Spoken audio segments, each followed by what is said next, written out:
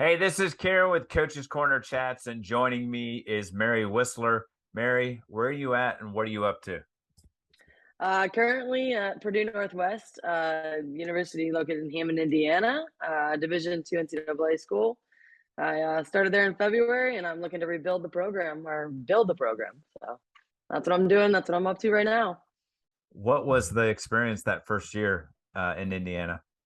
Oh, toughest year of my life. Honestly, like in terms of competitiveness, it was really tough. We literally went 0-18-1.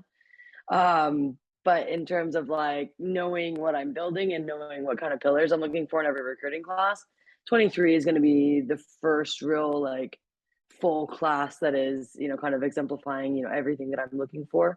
That will help like bring out some of the talents we actually currently have. So first year was tough, but honestly, they're great. They're absolute great people.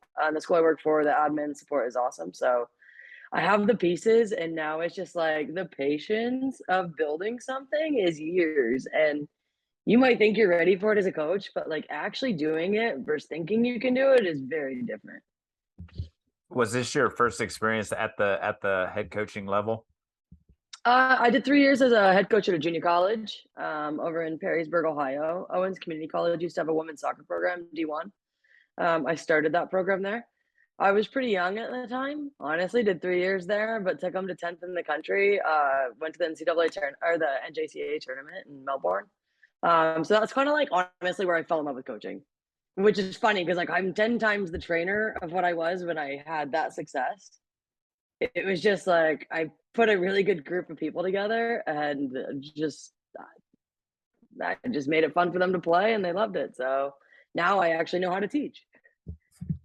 Was that experience with Owens and helpful going through this past year of like, I know it's got to be hard to every day come out to practice and training and keep staying on top of it and rocking and rolling. Yes. I mean, it is because like I mean, it sounds sad, but my first season at Owens was 12-8, and like I just remember that being kind of hard. And now it's like this year, it's like, whoa, what I'd give for that. But it's just different. The level of the GLIAC compared to some of the junior college teams we played against, like the level just is night and day. The GLIAC is very competitive, from top to but from the top down, like very competitive. The junior college conference not as much. So the one thing I promised myself, I'm pretty self-aware, is just to literally not lose myself this past season. Is this will be the season that I'll be proud of like who I am for the rest of my life because it's only gonna go up from here. So it was like, how much of my pride, how much of my ego, how much can I swallow this year? Because like they need to know that you're not going to turn on them. You took this program, knowing exactly like how much work you're going to put into it to build it. These players are here for it. Like they're ready for it. So it's just to me, it's like I had to make sure to stay true to who I was and what my vision was.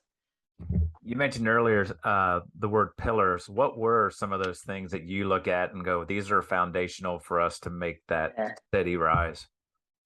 I mean, it's recruiting, right? Like for me, for like if you're talking about just for my staff, like it's an emphasis on just recruiting and recruiting hard nosed players who maybe got told no top schools in my conference and they have this chip on their shoulder to change this thing around. I want those. Like I kind of want the grudge holders, like so those are my pillars. Like within recruiting, I want the players that are constantly looking to compete when the college coaches go home.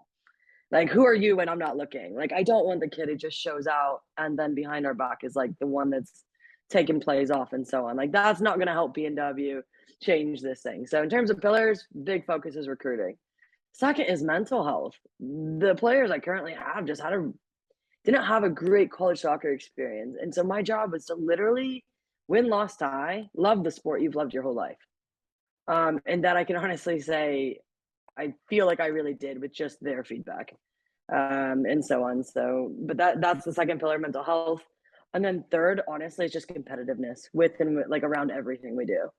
So those are kind of my main three, really, with focusing on what I'm doing, and they all tie in together because, like, I mean, it's soccer.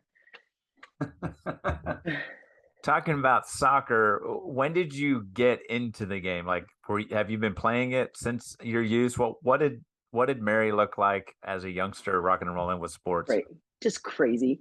little small town Indiana kid, like toe balling at 7, like, like back up, big toe ball. No, I'm serious, but I'm kidding. Like, it's funny now that I'm like at this different level of coaching this sport and like realizing like what kind of small town kid I grew up as. But like, oh God, I scored at least 1/3 of my college goals with my head, maybe even half. I put up at least over 30. I mean, as an All-American at NAI, I met some of the best coaches in the entire world because my head coach, Ken Newber at University of St. Francis, NAI in Fort Wayne, he went off to Notre Dame my senior year, and he literally won a national title the year after with Randy Waldrum. But him getting me into working at Notre Dame's camps throughout my college experience, that's kind of like what led me into this like whole different world of like meeting some of the best. And those guys are what like those guys and women really just like they're different in the way that they just were like really like comforting. They bring you in and not like, hey, don't look at my session, don't do this, don't do this. Randy Waldrum, the first thing he did after he won a U23 like World Cup was sit down a bunch of us coaches and hand us all a packet of everything he did with the team, Wow. and then bought us a beer. It was like that's the kind of people I grew up with, and that's the best of the best to me. What he's doing at Pittsburgh right now is incredible. So it's like those are the people I'm like, oh my God, I can be a people person. I can play the sport, like be around the sport I've loved my whole life. So it's just kind of that. I don't know. I feel so separated from my playing days now that it's even hard to like really talk about them. But it was those people from St. Francis leading to Notre Dame that got me to California, got me back to Indiana. So it's just like those people have been incredible in my journey. You mentioned kind of being disconnected from the player days, but what was it about as a player at St. Francis? What made that coach that went on to Notre Dame and what makes them so special beyond just the relationships and all that? What other things kind of stood out to you? I think Ken was honestly probably the first coach that really kind of let me be me. Like I mean, most coaches have leadership qualities, right? Otherwise, like I'm not really sure what we're doing. But like, I'm just like a natural leader. Like I'm the one where you're sitting in the room and everyone's like we're just laughing, or we're talking about something deep, or I'm listening and I'm, like learning about somebody in the room. So it's just like I could get the most out of people, but usually because I loved them. So like I naturally have done that with friends in my life, family in my life, people in my life, and I do that for my players. But Ken let me be me. So at St. Francis, like he let me lead from a young age as a freshman, even, and him kind of letting me just kind of take what I wanted with my college career and let me run with it was probably really really important to my development, like who I am. And I'm a clown, so like as funny as I was, that's how much trouble you also get in. So just like kind of let me just like mature on my own timeline, and it's like thank God because I'm still having so much fun with what I'm doing. You mentioned California. How does sounds like Indiana's kind of home and you've done a lot there. How does one end up heading to California? People I met from Notre Dame. So, a buddy got a head job out at Academy of Art Division II school in the Pac West, and brought me along. I was the head coach at Owens at the time. I don't know if anyone knows Midwest. Like JUCO jobs, like you don't get paid a lot of money for a lot of them. So honestly, like health insurance. Needed to get back into a 4-year, so took an assistant role. Went out to San Francisco, and honestly just kind of worked from her, and just it opened up my eyes to like the world. San Francisco is so like it's culturally very very diverse and very incredible for small town Indiana Mary to go off and actually see like what is the world. And then the travel involved there, right? Like we're heading to Hawaii compared to like everywhere I went in Ohio was like in Illinois. No offense, you guys, if you're from these states, but like our flyover states. Like, but it's like my travel. It was San Diego, Arizona, Utah, Washington, Hawaii, Vegas. Like, what a cool like year of just recruiting and playing games. So yeah, California was really cool, and honestly, just like letting me grow up in a way that like just let me see the world and let me see the people I coach. Before we get too far ahead, how did the Owens job even come about? How did you end up like landing there and creating a program that ended up being very successful? Absolutely. So I was at University of Findlay at the time, which is in Findlay, Ohio. Really good program right now. But yeah, I got my master's there. I was assisting Andy Smith at the time. Just did 2 years, got my master's in education. And honestly, I didn't know I wanted to coach. I didn't know you could coach full time by the like when I was there. So I was just like, I just don't know what to do without soccer. So I was just around soccer. And then just kind of when I got that Owens job, it was more of a like the area. My friends were all located in Ohio at that time. So dad of a kid I used to coach from Finley. Actually called me up and said, "Hey, my younger daughter wants to go here and play for you." And I'm like, "I don't work there. Like that's weird." And he goes, "No, I know some, like, I'm gonna get you an interview." Like, he goes, "You need to apply for this. Like, this is a great job for you." And I'm like, "Okay, great."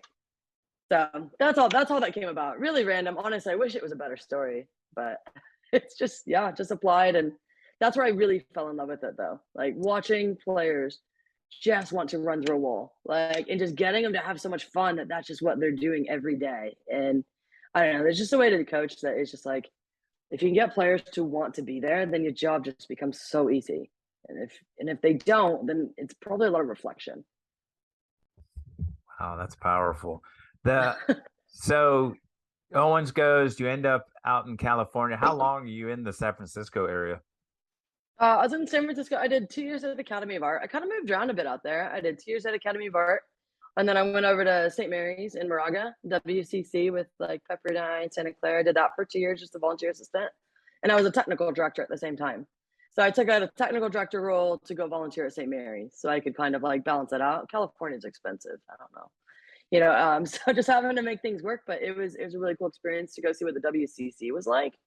Did two seasons at St. Mary's, and that's when I was kind of like leaning a little bit towards getting almost out of college soccer. But Tracy Ham's a good friend of mine. She's a head coach at UC Davis, and she told me I'd be crazy to ever do that, and that there's no way she was going to let me leave college coaching. And she talked me into applying to Cal State East Bay, and that's when I found one of the best mentors of my life, Robin Hart, who Lonnie talked a lot about. But Robin Hart was just like, talk about a coach who understands building a staff and letting that staff be exactly who they are and their strengths.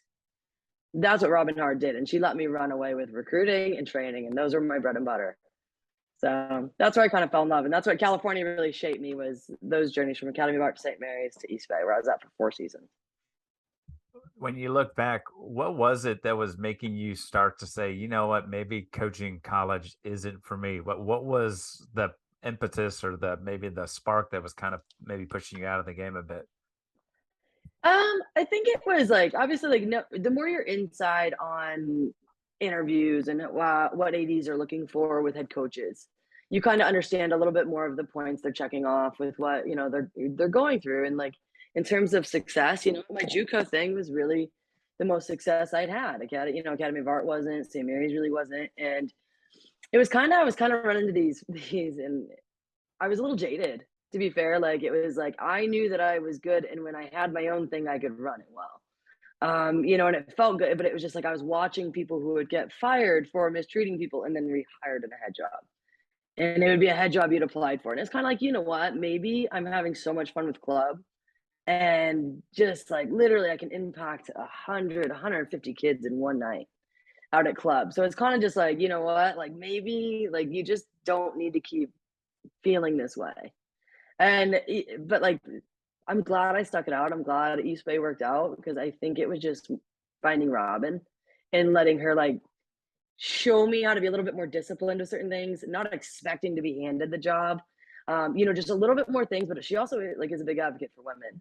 But it was kind of like me meeting the road of where I was like giving myself a wall versus where the actual wall was. And she helped me kind of rip down those boundaries a bit and like internalize, like, well, what do I want? And just that was really helpful for me, because I kind of built up my own walls. When we get rejected from things, we naturally start to separate ourselves, so we stop feeling pain. And that's kind of what was happening to me, and I didn't even realize it. How important is like that type of self-reflection and awareness important for you you talked about mental health and the pillars with your group now? How important is for them to kind of see and hear these types of stories from you as the role model of a female coach that's rocking and rolling at the college level?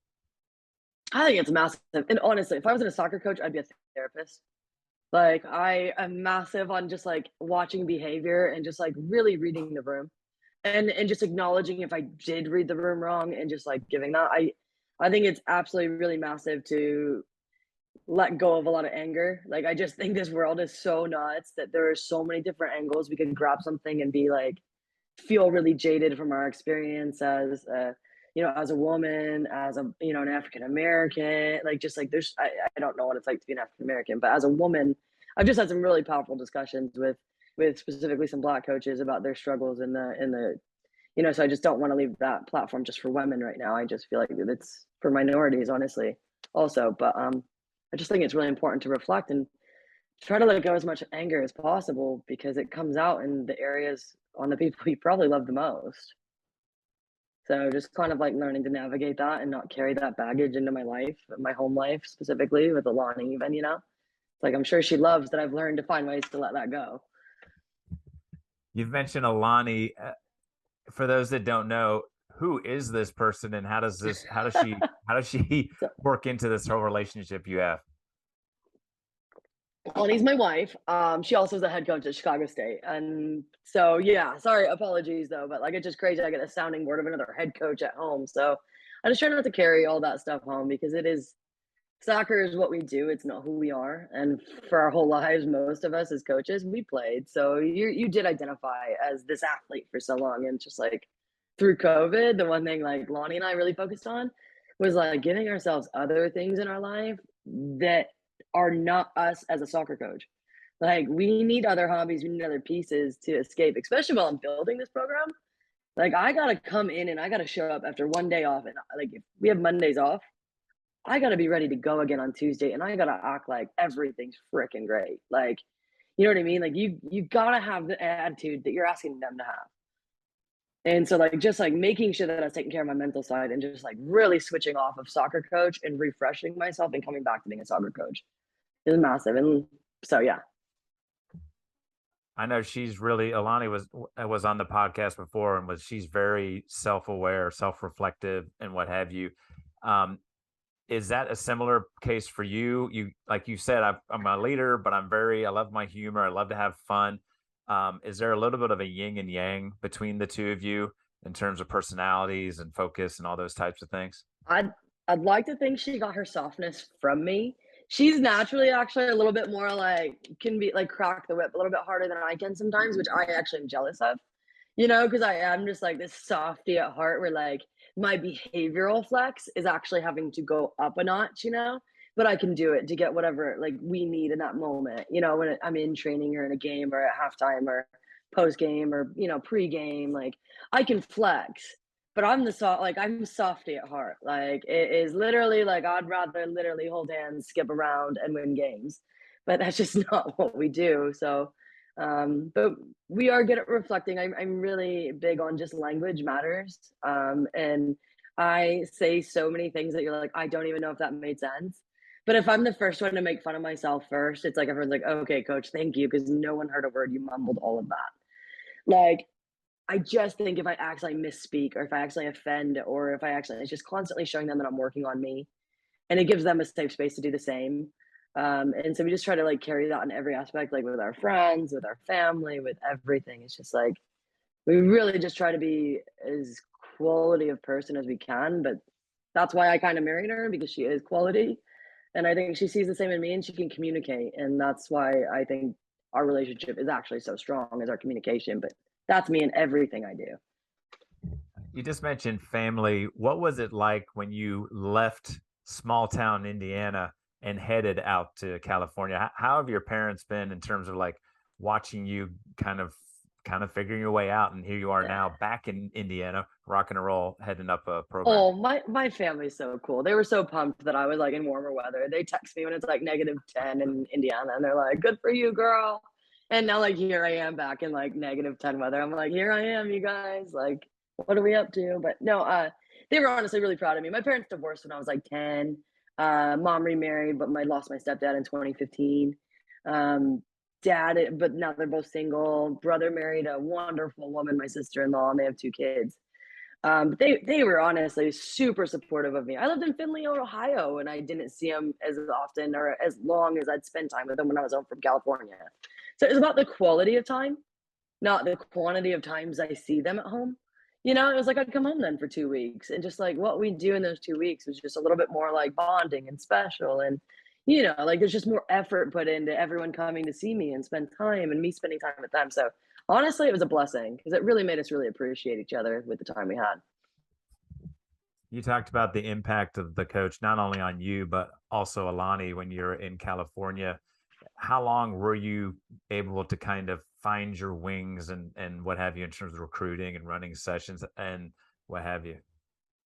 Um, I honestly I think the mixture of, you know, being at Cal City State because we that was another program that never made their conference tournament, ever, and so when we started there, they typically finish, you know, 13th, 12th, 11th, the bottom of the CCAA, and so, like, I think when we started to kinda inch our way up every year, and I started to then be building this club team also, I had this U17 club team that went from National Premier League level 2, and we jumped by finishing 2nd state cup to Champions League. So I was having this, like, kind of this confidence with this club team, and I'm playing against some high level ECNL teams with this, like, not ECNL team and just competing. So, like, having some success against some better teams and just kind of got you know, let's be honest, our sport, a little bit of cockiness is good for us. Like, a little bit of ego is like that confidence, right? And as long as obviously there's people who are really annoying with it, and we all should be at the right times. But I just kind of had a little bit of like honestly swagger about like myself at that moment because I'm recruiting these kids because they're seeing me out at this higher level. Like, so I'm pulling these kids and getting them to come to Cal State East Bay, and then just every year we're finishing higher and higher and higher. We missed the tournament, we finished seventh, top six goal. Next year we finish third, we win it, go to the NCAA. So it's just like those things kind of happen, but that was because Robin taught me to like actually be a part of the process, not just keep trying to jump the line. And then honestly, I was working for somebody in both places that let me be me. So they let me do what I was good at. And honestly, just like having fun coaching is when I'm in my element and when I can build something. So that's kind of what did it for me. That's where I found like my groove, like was literally when both things were going really well. I coached a really incredible group of people up at club, at Livermore Fusion, and then also at Cal State East Bay. So those players were just incredible people too. It's interesting that Owen's new program, you're talking about there that you had to start with a team that was usually at the bottom of the table. Now you're in, you know, in Purdue, Fort Wayne, and all that, and they're trying to. Is that just something Yeah. you're good at? Are you good at taking what looks like a little spark and then able to build it? Is that one of your kind of strengths? Yeah, I'm at Purdue Northwest though. They are different, My bad. compared to Purdue Fort Wayne. That's okay. Just want to clarify because I just in case he's listening. Um, it is like that's I think like this one is probably going to be it is my biggest project because they have you know kind of just had a different culture for so long. So really getting them to flip and believe it takes more time because I can get them to believe it one day, then the next day, but then there's 3 days off. So it's like getting that consistency, but it's also going to come with bringing in new players, fresh faces, fresh energy, different clubs, different kids. But no, I mean, a recruiter called me for this job, you know, and kind of mentioned that, hey, we have our eyes on like this is your local area. This is kind of I'm from an hour and a half from here though, so not really like super familiar with the Chicago area, but you know, so the recruiter just kind of like just freaking fed my little ego everything that I needed. Like, you know, I'm like, you know what, you're right. I can do this. I love doing this. And honestly, like I'm not gonna say anything because I just like I gotta walk the walk. Like I have to have results before I say that I'm going to do this. Like I have the utmost confidence in what I'm building and my staff and the admin and but I gotta really show results. Otherwise, like it's like, am I good at it? What was the conversation like? So Alani is coaching in California while you're out there as well. What's the dynamic of you two now? Like your relationship personally is starting to grow and blossom. You're like, this is the person I want to spend the rest of my life with. Yeah. Now I've got some opportunities coming forward, and she also gets some opportunities. What are those conversations like? Are we supportive? Are we like, look, I'm going to go with you, or no, we're going with you? Like, how's all that work out? Yeah. Kieran, I don't know how COVID was for you. Where are you located? I'm actually in Middletown, Ohio, so I'm literally all these Finleys and Owens. I went to Okay. school up near that way, so I know exactly what you're talking about. Okay. Cool. So like, well, during COVID, California shut down compared to everything around here. Like, so like there was just a lot of soul searching. So we had a lot of conversations. And the one thing that just like I kind of noticed is like, look, I I've been really happy coaching a club team. I've been really happy coaching a kids club team. I've been really happy coaching camp kids. I've been really happy coaching high level college. Like I enjoy the high level college the most because I can expand more there, right? But I enjoy it all. And so the one thing I just told her, I was like, look, if we, are going to do this thing, like I just need to be coaching in some aspect. So like whatever your journey is, like I just want you to know. And this is back in COVID. So it's just like I can take plays off, like, as long as I have you. Through COVID, I didn't have soccer, and I had you, and that's what got me through it, right? Like, soccer wouldn't have got me through that. I can imagine a big whirlwind of depression through COVID, and I'm sure I experienced that in some ways anyways, but, like, without her. So, she wasn't what I needed in the beginning, she was what I wanted, and now as my partner, she is who I need. She completes me. So soccer is what I do, it's not who I am. So that was kind of our discussion, is just like at the end of the day, if it's rock, paper, scissors, or it's pick one, it's like, well, it's Lonnie, and that's easy for me. So in terms of us making decisions coming out here to Indiana, it was like, well, the location needs to be somewhere she can challenge herself. What's better than Chicago area soccer? Right? The club level is good. The colleges around here, like I'm friends with the people at Notre Dame. I knew John Maravich at Valpo. Like, there's a number of colleges in Chicago I don't have any contacts out that she can make. So it was just kind of like that. It was more of like, let's make sure we keep thinking of locations that let us drive if we leave, like that let us keep going in our career path if we move. And that was kind of the big thing. That was a long answer for a small question. I'm sorry. Well, everyone knows that has ever been in a relationship. When you start looking at moving for jobs and all that stuff, it's not a quick, easy decision, Right. and what have you. So the answer was spot on. Uh, what was it like during the fall when you were both coaching? Were you able to catch any of her games? Was she able to catch any of yours? You talked about the dynamic of kind of having another coach to talk to. Were there times where you're like, look, I don't want to talk about soccer when I got back? Like, how did you balance all of that and still like support one another, either in person or Yeah. in some other fashion? Oh, Karen, great question. All the time. Sometimes it was just like, hey, 10 more minutes, no more soccer talk. Like my bro, because like it's like then you like during the season, I'm dreaming about soccer, right? I'm dreaming about the session. I'm dreaming about like it's like, please stop, just a little break. Like my mind just like it's like just a little break. But no, like I went like her game. Me and my dad came to one of my games, and then after we drove to Valparaiso and watched her get her first win as a college coach. Um, and that was just really cool. So to be there in person, so it's just like to me, I think I might be one of the few, and I think this is my ADD.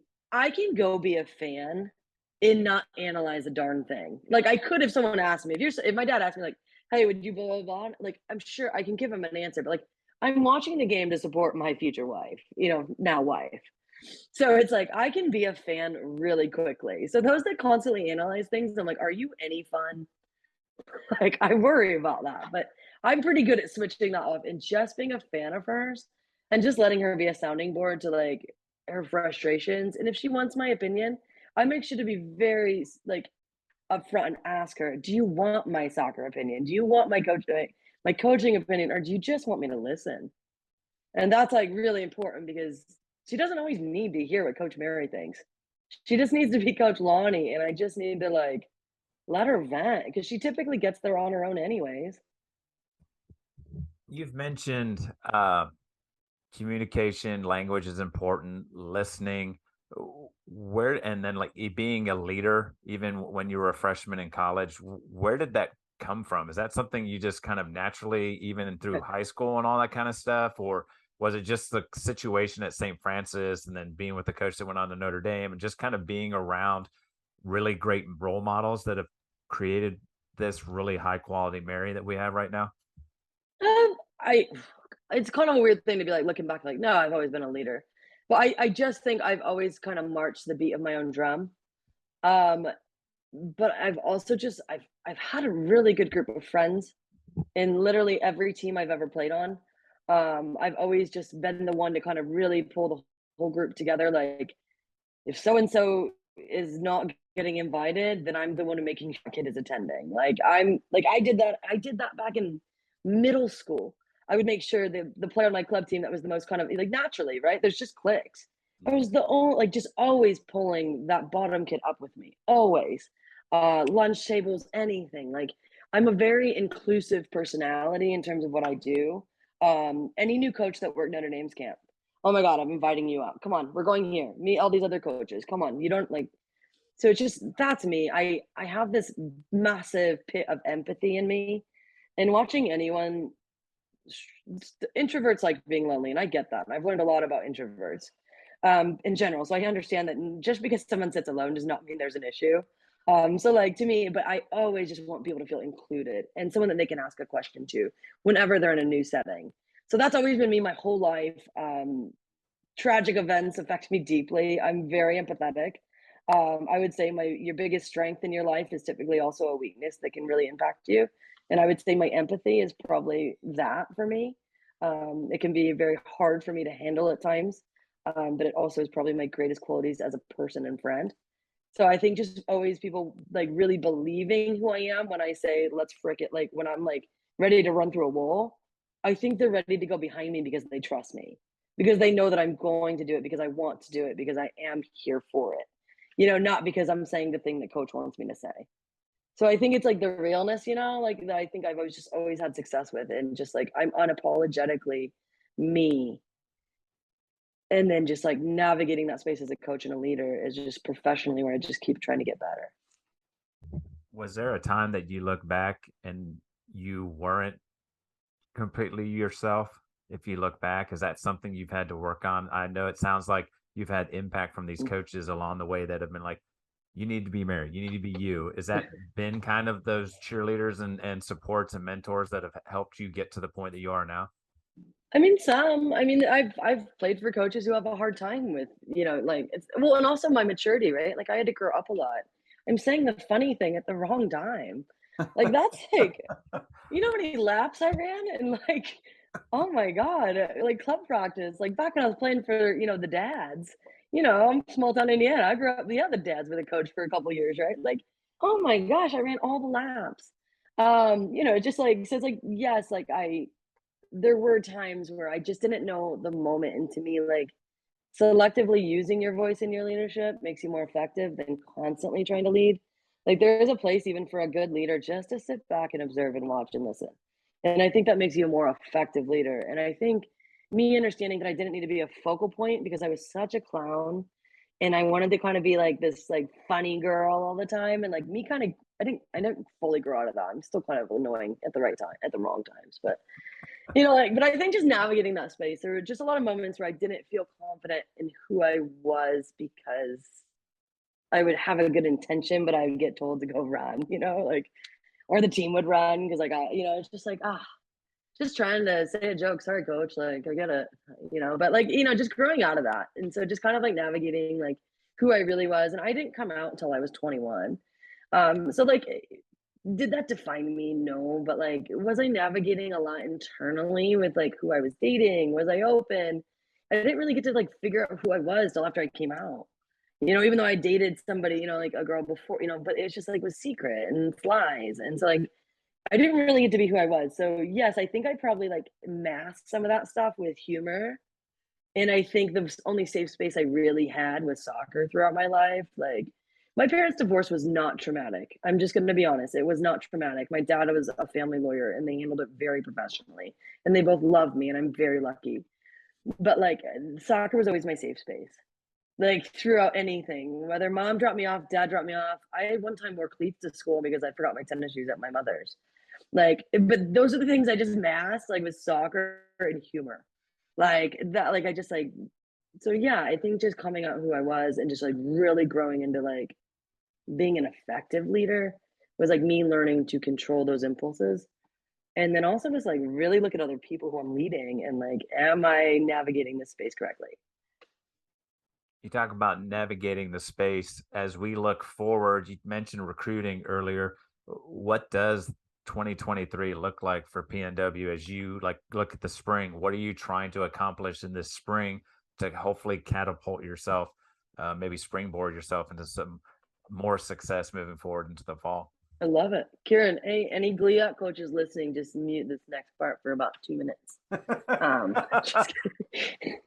I'm just kidding. I love those guys. They're great. But anyways, no, it really, the focus is on the current team becoming better athletes, is really hitting the weight room, but really to enjoy the weight room. And then just individual, what's the word? Developing individually for the returners to really kind of like them focus on what they're doing. We were 18-1, right? Like it's not good enough, and we all know that. So to me, it's individually right here, right now. While I handle the culture and making sure that I'm still pulling them back in collectively, can they have a selfish mentality for their individual development, right? Like for this winter and spring and summer.